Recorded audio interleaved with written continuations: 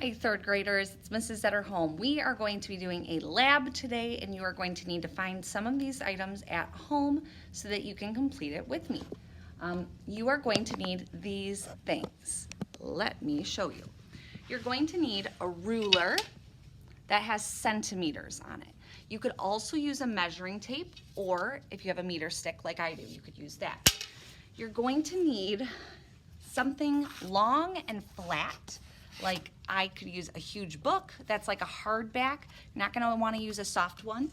Or you could use like cardboard, if you have any cardboard. You might need to like rip up a box for this. So ask an adult.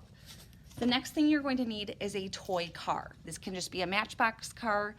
It could be even like, I don't know, a toy truck, a toy plane, something that has wheels, 4 of them, that can move, okay? Then you're going to need some things that can stack. I'm using bins like this. You could use big books. You could use anything else that's like hard that you can build up to different levels, okay? Those are the supplies that you're going to need for this lab. Now, boys and girls, your lab sheet, like your observation log, is going to look like this. And let's look over this together. So it says station 1, ramp it up. So that's the one we're doing today.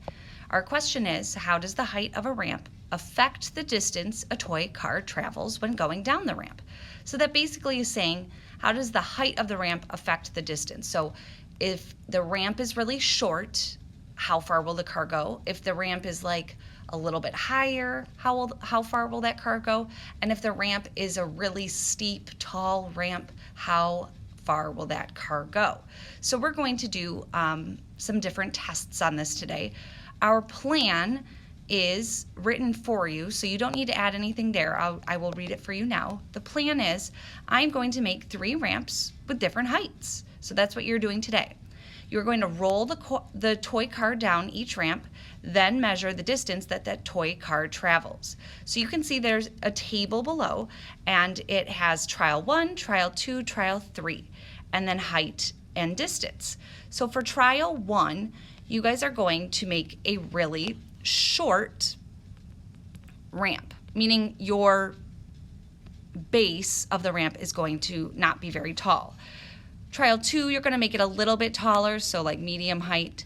And then trial 3, we will make it very tall. We'll make the base of that ramp very tall. We'll make the ramp very steep. So what you'll need to do is measure the height of each ramp each time. You'll write the number and then the centimeters. And then you're going to measure, once you let that car go down, how far that car actually travels. You'll write the number and then you'll write cm for centimeters. Okay, let me show you what this will look like. All right, so you'll see that I've set up my first ramp. This is going to be my shortest ramp. I've put my hard surface leveled up with right on the edge, and I just had to put this on top so that it would weigh it down. Now, this is going to be the time where I do my first measurement, because if you remember on your paper, you needed to measure the height of the ramp. So that trial 1, we need to measure the height of the ramp. So I'm going to use centimeters. I'll use my ruler.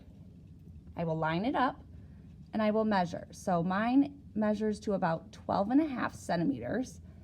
So on trial 1, in that first box, height, I will put 12.5 centimeters. Now it's time for me to actually let the car go. So I will put my car right up to the edge, and I will just let go. I'm not going to move it on my own, just letting it go. And you'll see that the car goes that far. So now I need to measure that distance, okay? I will use my ruler or my measuring tape or my meter stick, but I'm measuring in centimeters. Once I get that measurement, I'm going to record it right where it says distance. So this would be where we put our height of the ramp, so 12.5. And then once I measure it, I would write it right here. For the next one, you want your ramp to be a little bit taller. So what I would do is I would take off this top. I would then put another box on. I would put that surface back on the very top. And again, I would measure how tall it was.